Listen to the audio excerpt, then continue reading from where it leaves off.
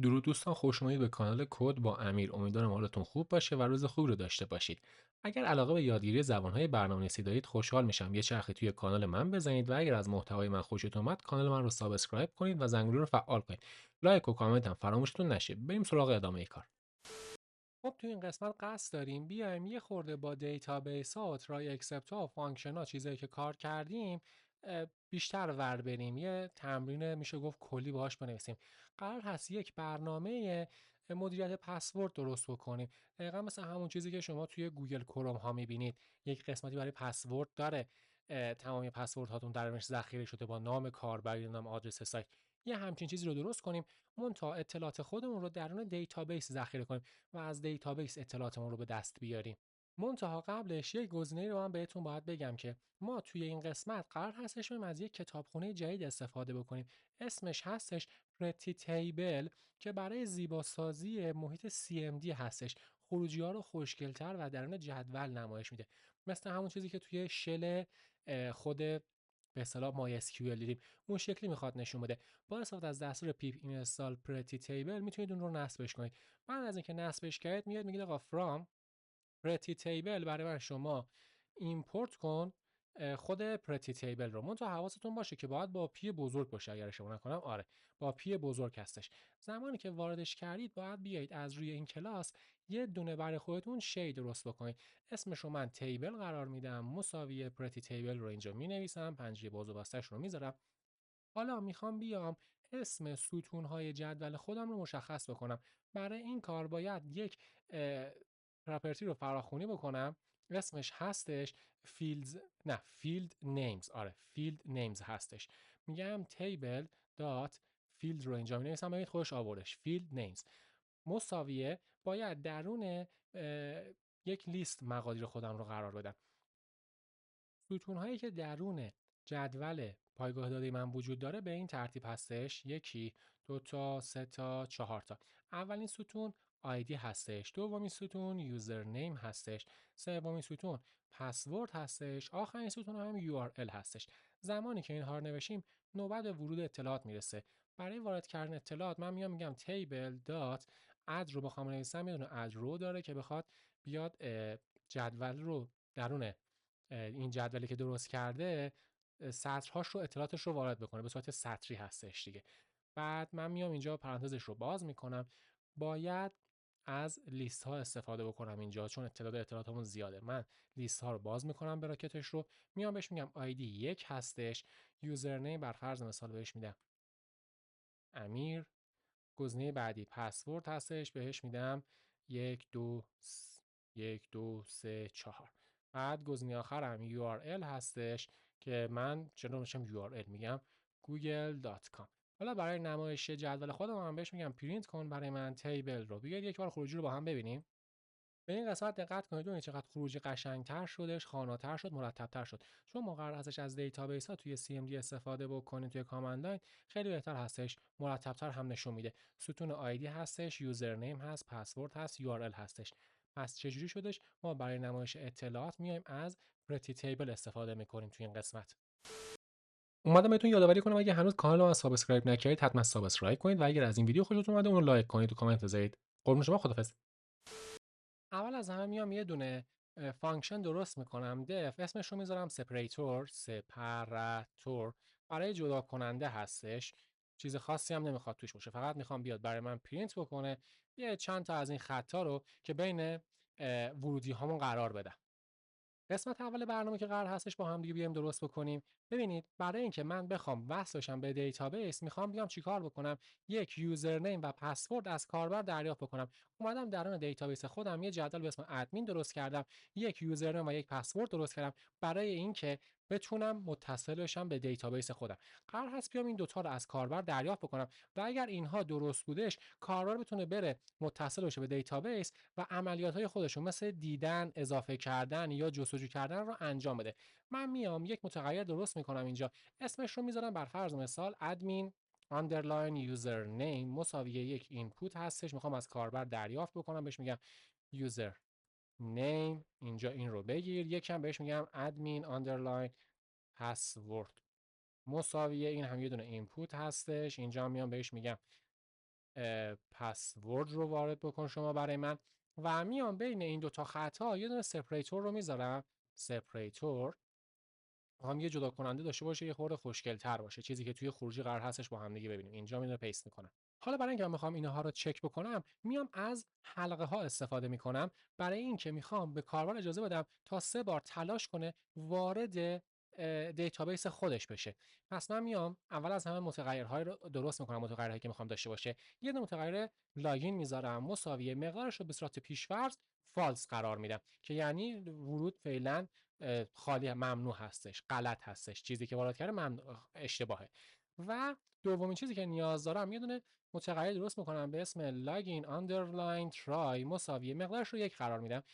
این قسمت قرار هستش بیاد بررسی بکنه که آیا کاربر چند دفعه سعی کرده، 1 دفعه، 2 دفعه، 3 دفعه، و اگر بیشتر از 3 دفعه شد برنامه به صورت خودکار بسته بشه. حالا میرم سراغ درست کردن حلقه خودم. از وایل استفاده میکنم، میگم وایل لاگین رو اینجا مینویسم، میگم مساوی فالس. تا زمانی که لاگین مساوی هستش با فالس، من میخوام این اتفاق انجام بشه.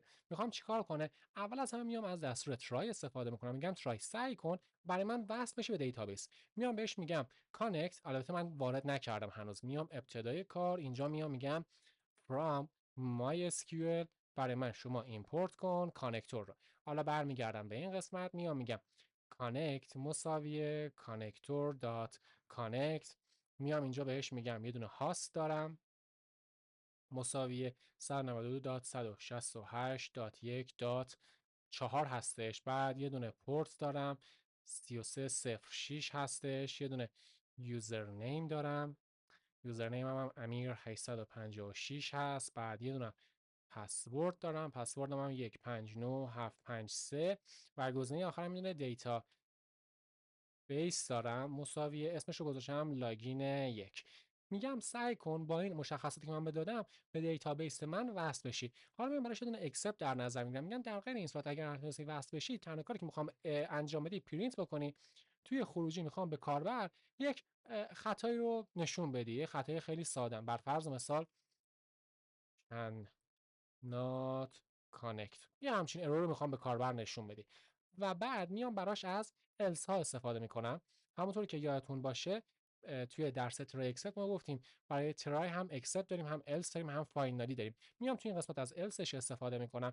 میام میگم اگر متصل شد، else چه زمانی اجرا میشد؟ زمانی که try بلاکش با موفقیت انجام میشد. میگم اوکی الان وصل شدی. میام یه کرسر درست میکنم، کرسر مساوی connect دات کرسر. اینجا کرسر رو خودم رو درست کردم. بعد میام یه دونه کوئری درست میکنم، کوئری مساوی. الان اینجا باید برم اطلاعات جدول ادمین رو بخونم. اطلاعات جدول ادمین درونش چی هستش؟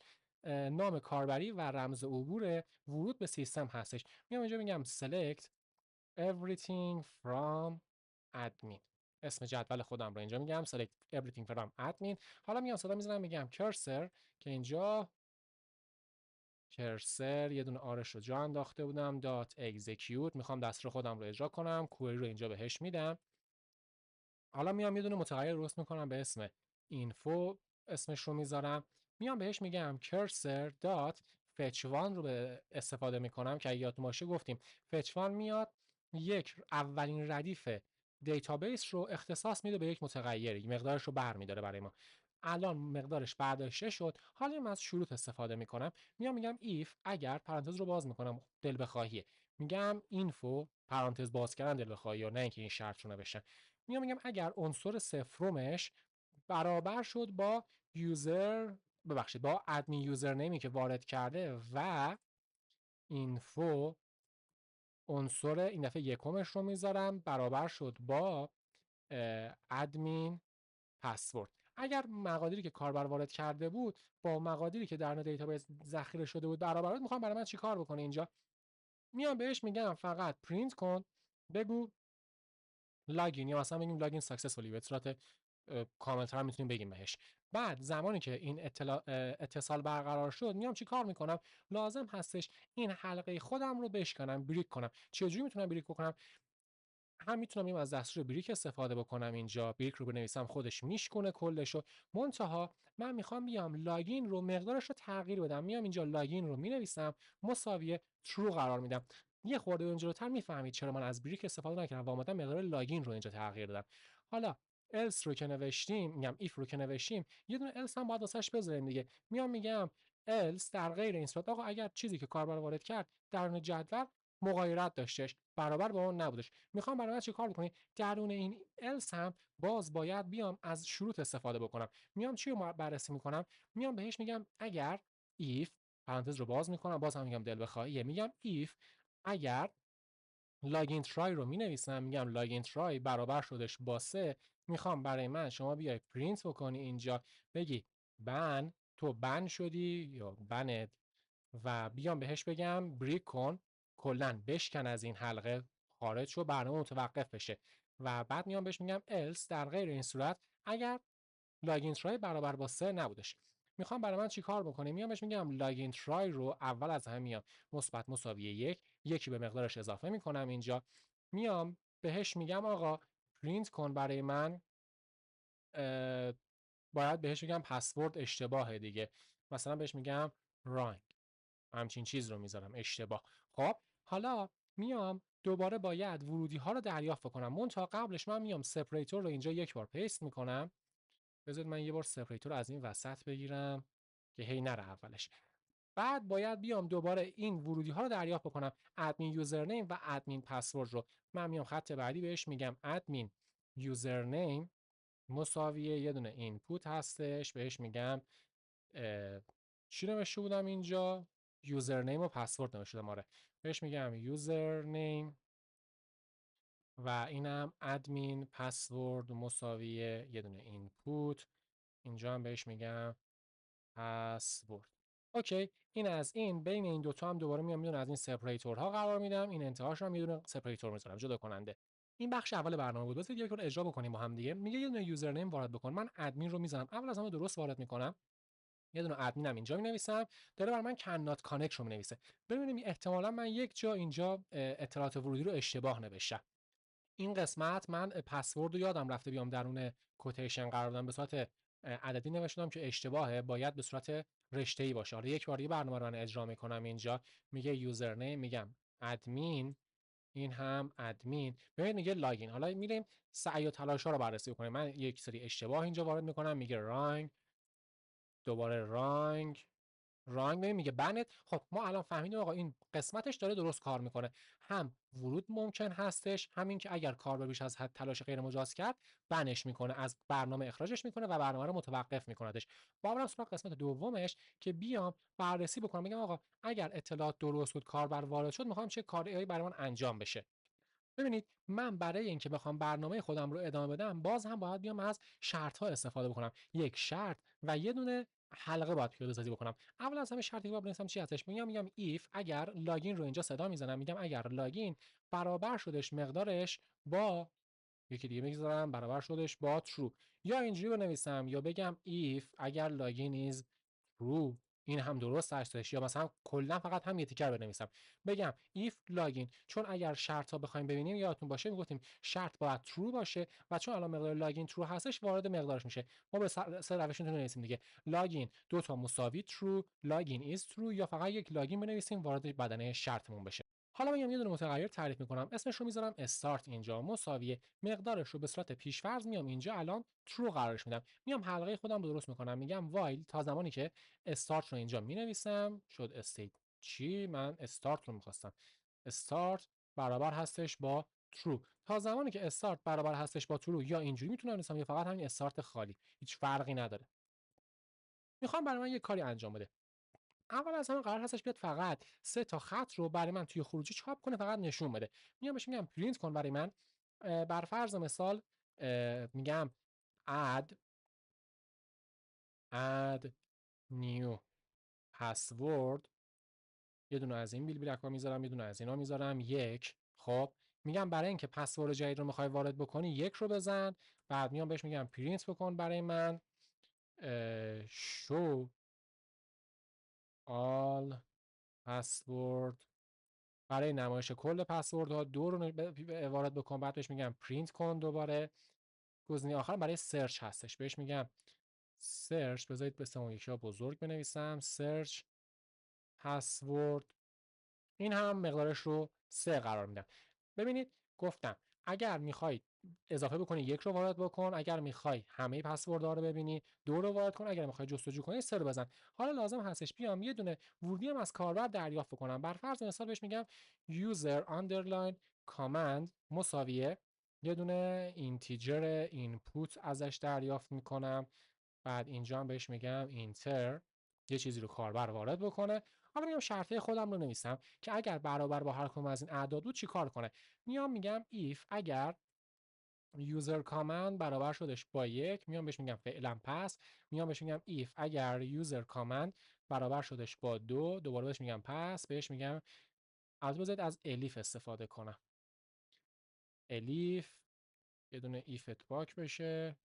اینجا هم بهش میگم الیف اگر user command برابر شدش با 3 میخوام دوباره باز پس رو میذارم، یه دونم براش else در نظر میگیرم، else این رو هم به صورت پس میذارم باشه. و خب بذارید بین این قسمت ها من یه دونه سپریتور هم تعریف بکنم، یک فاصله جدا کننده هم داشته باشه.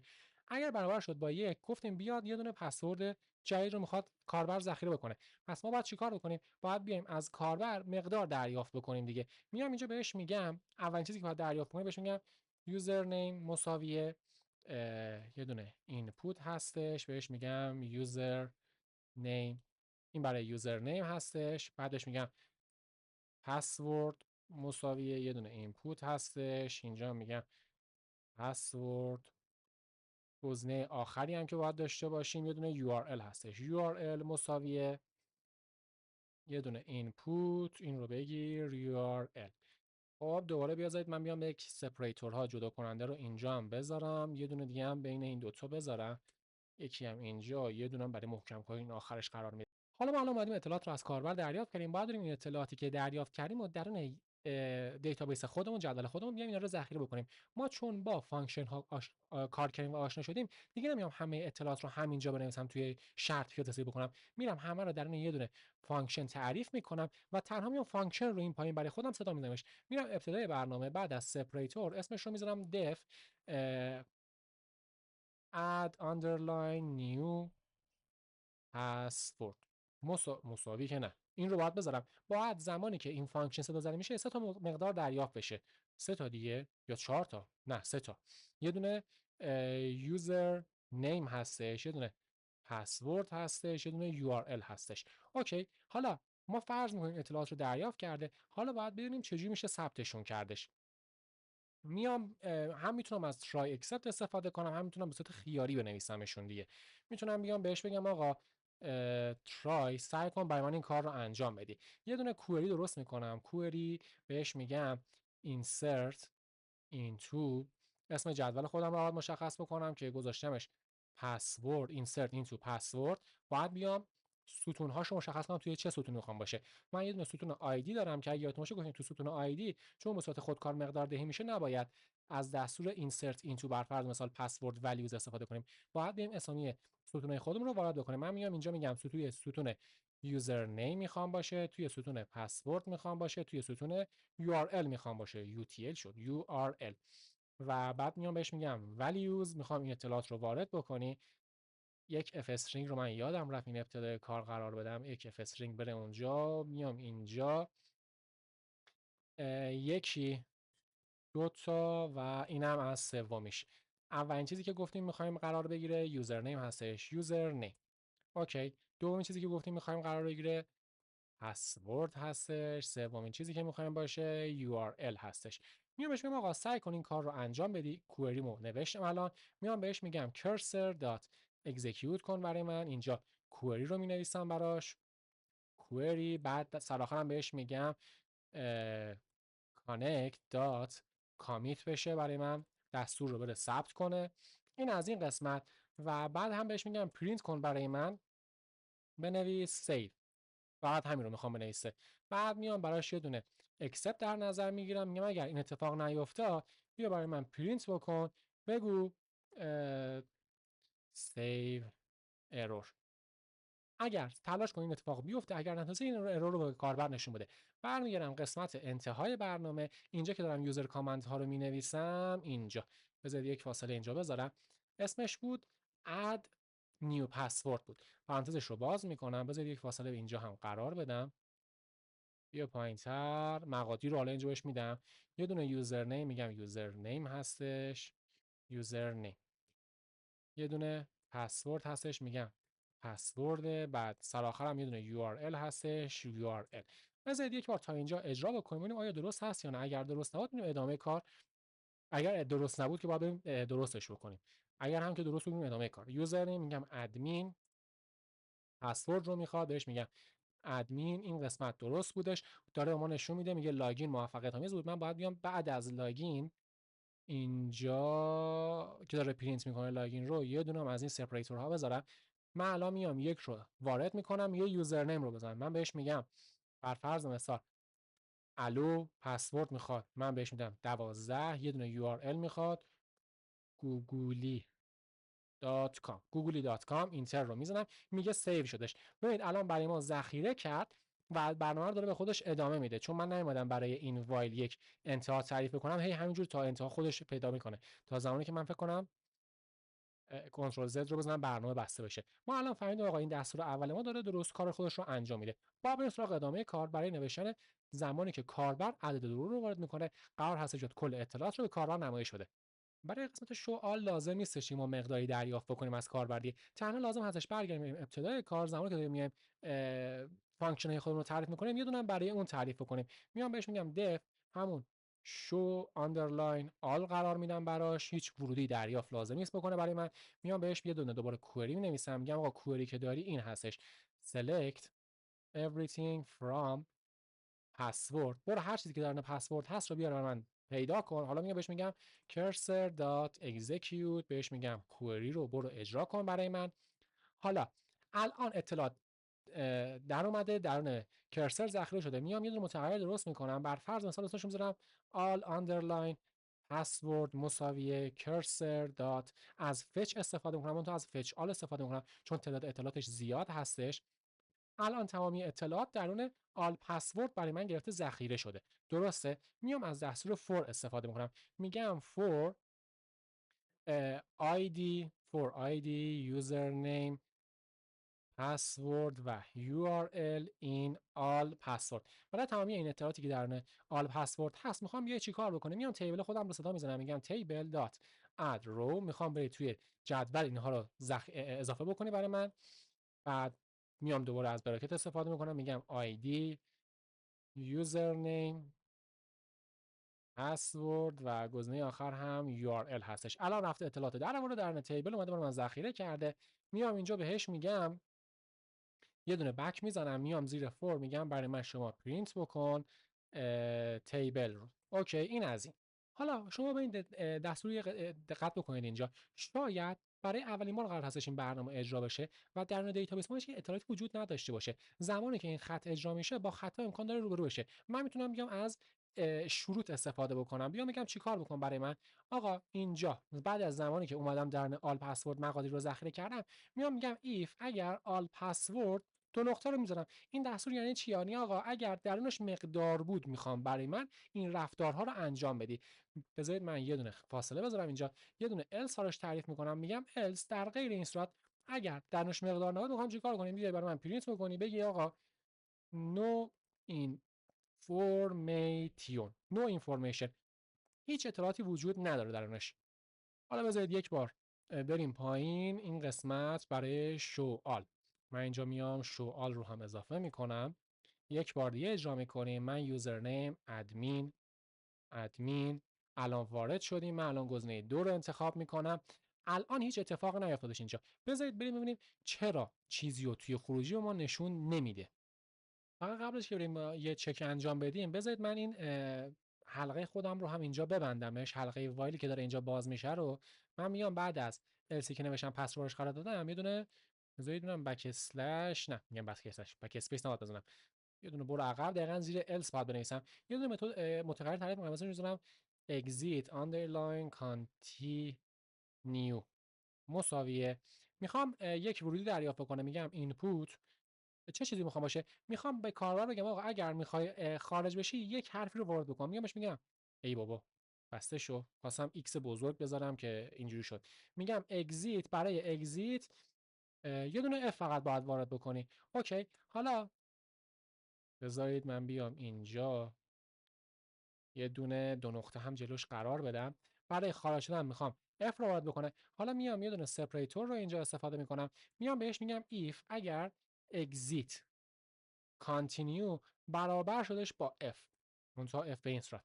بعد از اونجایی هم که شاید کاربر با حروف بزرگ بنویسه میام بهش میگم دات lower، میام تبدیلش میکنم به حروف کوچیک. بعد میام بهش میگم اگر برابر شد با اون بیا چیکار کن، برای من استارت رو برابر با فالس قرار بده اینجا شما. بعد سرآخرم میگم پرینت بکن برای من، بگو گود شد گود بای. همین، فقط میخوام آقا اگر کاربر اف رو زد بگه گود بای، خارج بشه از برنامه. حالا بیاید یک بار بریم اجراش بکنیم، بریم سراغ هندل کردن اون مشکلی که داشتیم میدیم. ادمین دو رو ما زدیم اینجا، اینتر. الان داره برای ما هیچ چیزی توی خروجی نشون نمیده. من بذارید یک بار نگاه بکنم اینجا. یوزر من اینجا اصلا اشتباه نوشتم، اومدم توی 3 وارد کردم، به جای اینکه توی 2 بزنم توی 3 نوشتم. ای خدا.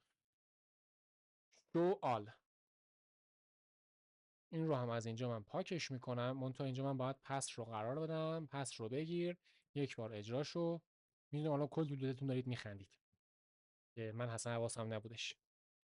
بعد اینجا بهش میگم ادمین اینجا دو رو واسش قرار میدم. الان داره اطلاعات رو به ما نشون میده، میاد میگه آقا تو درون این دیتابیس خودت 4 تا ستون داری، اطلاعاتش هم میگم 4 تا ستون داری، 4 تا ردیف هم داری. امیر الو هستش، 1 2 3 4 5 6 هستش، 1 2 3 4 5 6 7 8 9 0 هستش، 1 2 3 1 2. اینها هم یو آر ال هاشون هستش. حالا گزینه آخر هندل کردن یوزر کامند 3 هستش. گفتیم چیکار کنه؟ قرار هستش بره جستجو رو انجام بده. برای جستجو باید چیکار بکنیم؟ اون هم باز دوباره من باید بیام یک مقداری رو دریافت بکنم دیگه. میام اینجا بهش میگم user underline search مساویه، میگم یه دونه اینپوت یه دونه URL باید از کاربر دریافت بکنیم. حالا زمانی که دریافت کردیم باید این یوزر سرچ رو ارسال بکنیم به یه دونه فانکشنی که تعریف باید بکنیمش. میام این ابتدا بعد از شوال میام اینجا میگم def user، البته یوزر سرچ نه، همین سرچ خالی میذارم. سرچ یه دونه سرچ باید دریافت بکنی برای خودت. دستوراتی که باید بنویسیم چیه؟ دوباره باید براش ارسال بکنم کوئری، دوباره باید براش ارسال بکنم یه دونه کوئری. میام اینجا باید از چه دستوری استفاده بکنم؟ گفتیم جستجو بر اساس URL هستش. من باید بیام یک سری محدودیت اعمال بکنم که با استفاده از خود MySQL دستوراتش خیلی راحت هستش برای ما. من میام مثلا اف استرینگ رو اینجا میذارم، میام بهش میگم سلکت کن برای من، تو نباید این دفعه از everything استفاده کنم. میگم سلکت کن برای من ID یوزر نیم پسورد و سری آخر URL. بعد بهش میگم from از کجا میخوام انتخاب کنی؟ از جدول پسورد میخوام انتخاب بکنی. حالا باید فیلتر خودم رو بذارم. فیلترم چی هستش؟ دستور ور هستش. من اینجا ور رو مینویسم، میگم توی تمامی این مقادیر رو برو بگرد پیدا کن، ولی یک شرط داره. شرطش چی هستش؟ شرطش این هست که مقدار URL برابر باشه با این چیزی که من میگم. برابر با چه چیزی باشه؟ دو تا کوتیشن میذارم اینجا، براکت باز و بسته رو قرار میدم، میگم URL برابر باشه با چیزی که کاربر وارد کرده. من اینجا گزینه سرچ رو وارد میکنم. پس چی شدش؟ این دستور کارش اینه که میره توی دیتابیس ما میگرده، آقا بر فرض مثال توی ستون URL تمامی چیزهایی که گوگل هست رو پیدا میکنه، مقادیر اون سطر رو میاد به ما نشون میده. بر فرض مثال ما اگر 5 تا گوگل داشته باشیم، 3 تا یاهو داشته باشیم، 2 تا یوتیوب داشته باشیم، میره برای من فقط اون گوگل ها رو پیدا میکنه و میاد میگه آقا اینها گوگل هستش، آیدیش اینه، یوزرنیمش اینه، پسورد اینه، URLش هم اینجوریه.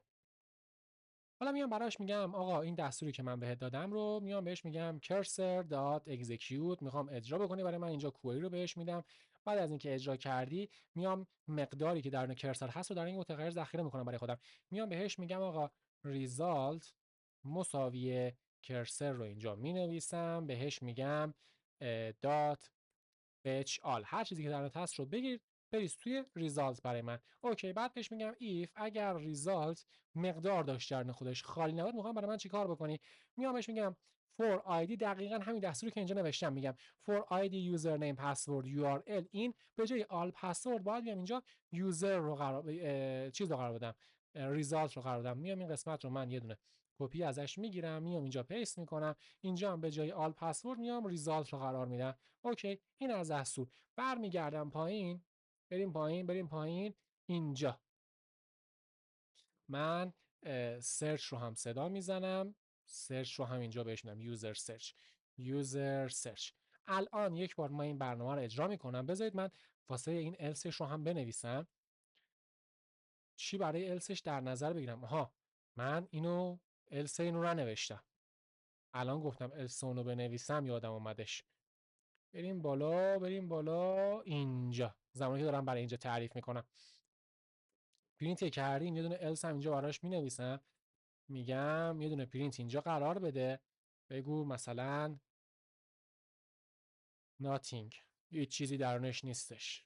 باز دوباره برمیگردم اینجا، میگم فقط یه دونه پرینت کن برای من بنویس راین. همین. حالا یه بار دیگه اجرا میکنم، میگه یه یوزرنیم من بده، میگم یوزرنیمت هستش ادمین، پسورد هم از ادمین. الان وارد شدیم، الان 3 رو وارد میکنم، میخواد جستجو رو انجام بده، میگم google.com. من اینتر رو میزنم، ارور داره میده. ببینیم ارورش سر چی هستش. ارورش هم منطقیه دیگه، من کوئری رو احتمالاً واسش مساوی قرار ندادم اینجا.